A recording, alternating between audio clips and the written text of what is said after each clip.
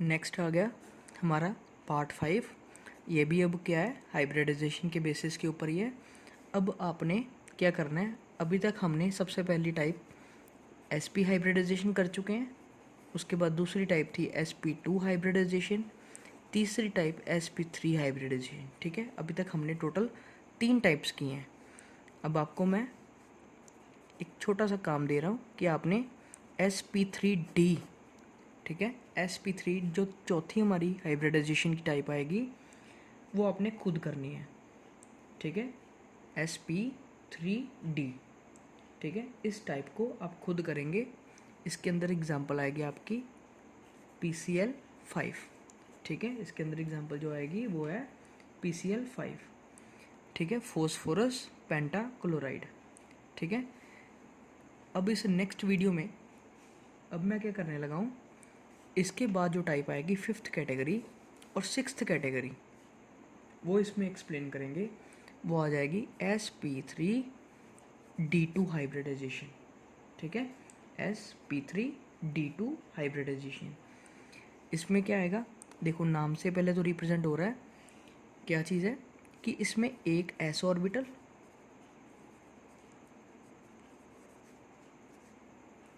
तीन इसमें p orbitals हैं और फिर दो इसके अंदर d ऑर्बिटल्स प्रेजेंट होंगे। ठीक है, इस टाइप ऑफ हाइब्रिडाइजेशन के अंदर टोटल एक s वाला, तीन p वाले और दो, टोटल मीन्स एक और तीन चार, चार और दो छः, टोटल नंबर ऑफ ऑर्बिटल्स जो होंगे वो होंगे 6। ठीक है, अब इन 6 ऑर्बिटल्स की हमने करनी है हाइब्रिडाइजेशन। अब इसके लिए एग्जांपल हम ले रहे हैं SF6। ठीक है, SF6 सल्फर हेक्साफ्लोराइड।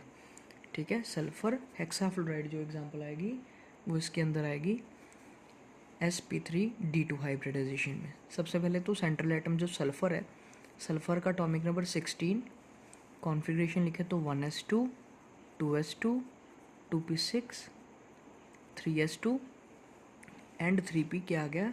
ठीक है, देखिए 10 हो गए यहाँ पर, टोटल 12 और 4 16। ठीक है, अब इस शेल में 2 इलेक्ट्रॉन्स हैं, इस शेल के अंदर भी टोटल 8 इलेक्ट्रॉन्स हैं और इस शेल के अंदर टोटल 6 इलेक्ट्रॉन्स प्रेजेंट हैं। ठीक है, ये भी इसकी क्या है, ग्राउंड स्टेट। ये अभी अपनी ग्राउंड स्टेट के बारे में हम बात कर रहे हैं।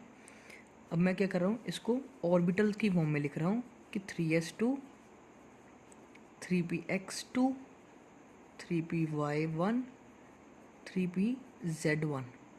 ठीक है, ये बन गया इसका।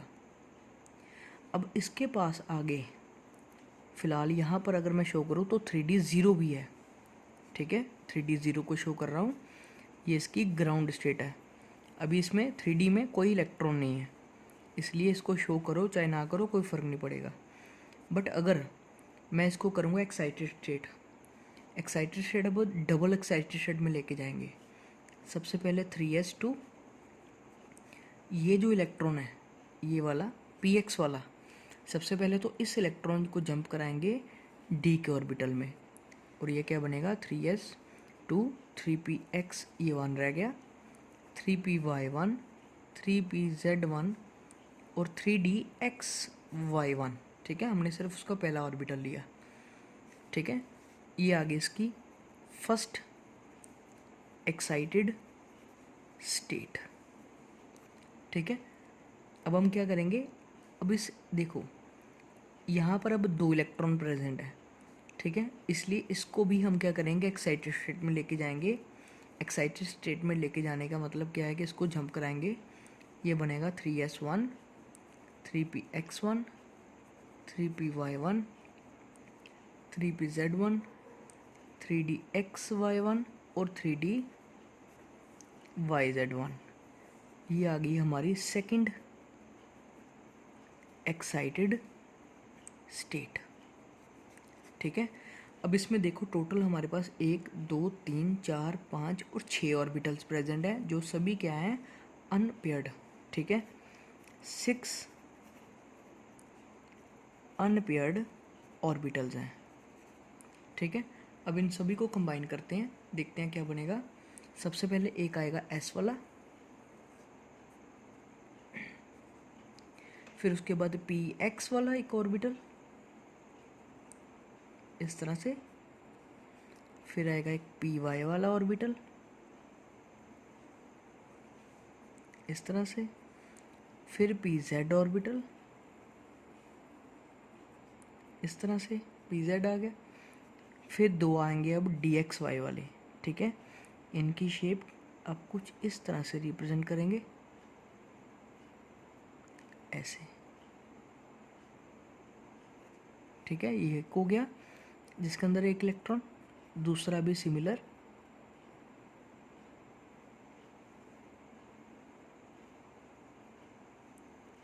इस तरह से, ठीक है। इसके अंदर भी टोटल एक इलेक्ट्रॉन, ठीक है। ये हमारे ऑर्बिटल्स हो गए, ये एस, ये P, P, P, then D और डी। इसका मतलब कौन सी हाइब्रिडाइजेशन हो गई, sp3d2, ठीक है। अब हमारे पास टोटल 7 ऑर्बिटल्स क्रिएट होंगे, बिल्कुल एक जैसे।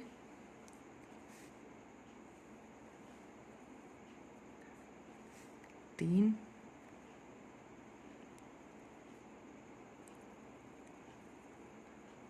4, 5, 6 और ये आ गया हमारा 7वां, ठीक है। टोटल हमारे पास आ गए 7। ये सारे क्या हैं, ये सारे हैं हमारे हाइब्रिड ऑर्बिटल्स, ठीक है। आफ्टर हाइब्रिडाइजेशन जो बने, इन सभी का नाम sp3d2 है, ठीक है। sp3d2 हाइब्रिडाइजेशन, और ये सारे क्या हैं, हमारे हाइब्रिड ऑर्बिटल। अब अकॉर्डिंग टू VS-EPR थियोरी, ये थियोरी क्या स्टेट करेगी कि इन ऑर्बिटल्स को, इन 7 ऑर्बिटल्स को किस तरह से अरेंज करेंगे हम। अब इसका स्ट्रक्चर अब देखना ध्यान से। सबसे पहले तो एक ऑर्बिटल ऐसे, फिर उसी के साथ दूसरा ऑर्बिटल ऐसे, ठीक है। 2 आ गए, फिर ये तीसरा ऑर्बिटल ऐसे, और ये आ गया चौथा ऑर्बिटल ऐसे, ठीक है। अभी हो गए 4, कितने रह गए टोटल हमारे पास, अभी 3 रह गए। तो इसके साथ क्या करेंगे, एक ऑर्बिटल को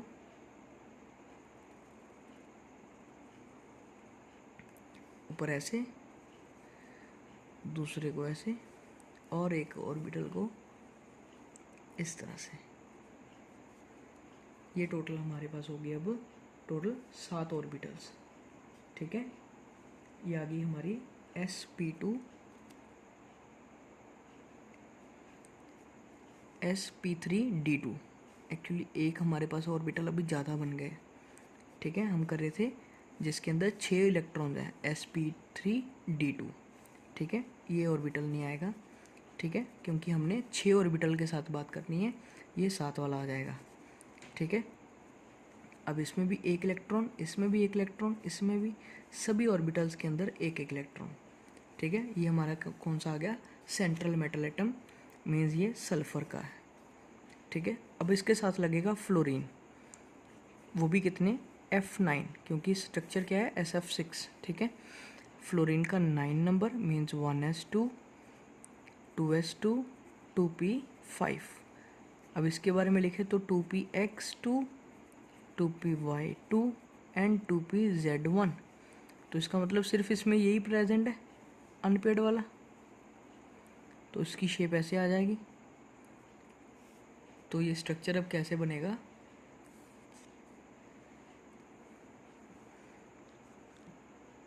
एक यहाँ पर ऐसे, फिर इसके ऑपोजिट एक ऐसे, फिर यहाँ पर भी एक ऐसे, और इसके प्रेजेंट बिल्कुल ऑपोजिट ऐसे, ठीक है। 4 हो गए। तो एक ऊपर की तरफ और एक नीचे की तरफ। अब p ऑर्बिटल को साथ लगाना है। सबसे पहले तो एक p ऑर्बिटल यहाँ पर लगेगा, इस तरह से, इसी तरह से यहाँ पर भी, इसी तरह से यहाँ पर भी, और सारी जगह पर जहाँ जहाँ पर एक एक इलेक्ट्रॉन था वहाँ वहाँ पर ये इलेक्ट्रॉन सारे पेयर्ड हो गए 2-2 इलेक्ट्रॉन की हेल्प से। ये बन गया स्ट्रक्चर। ठीक है, अगर इसको ऐसे बनाएं तो ये कुछ ऐसा बन गया कि एक ऊपर फ्लोरीन और एक नीचे फ्लोरीन, उसके बाद एक फ्लोरीन यहाँ पर और एक यहाँ पर, एक फ्लोरीन यहाँ पर और एक यहाँ पर। ठीक है, इस तरह से हमारा एक स्ट्रक्चर क्रिएट हुआ और इस शेप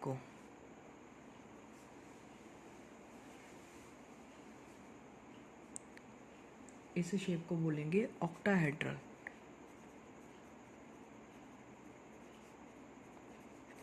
या कई बार स्क्वायर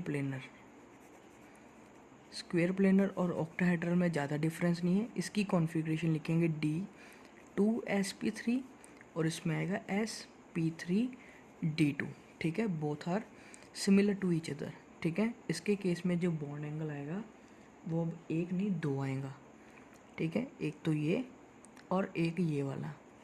ठीक है, बॉन्ड एंगल भी 2 आएंगे, एक होगा 90 और दूसरा कितना होगा ये वाला, इसमें भी ये 90।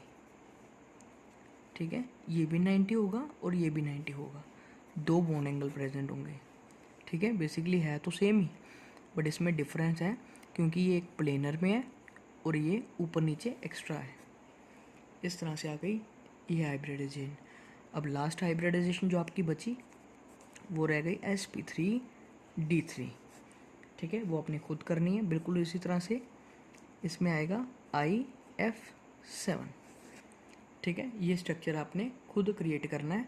और इसमें कैसा स्ट्रक्चर बनेगा, जैसे मैंने यहाँ पर थोड़ी सी गलती कर दी थी, इस तरह का स्ट्रक्चर यहाँ पे क्रिएट होगा। ठीक है, इसमें जो एक ऑर्बिटल जो इंक्रीज़ होगा वो इसी जगह पर लगेगा और आपका स्ट्रक्चर बन जाएगा। ठीक है, और उस स्ट्रक्चर का नाम क्या आएगा,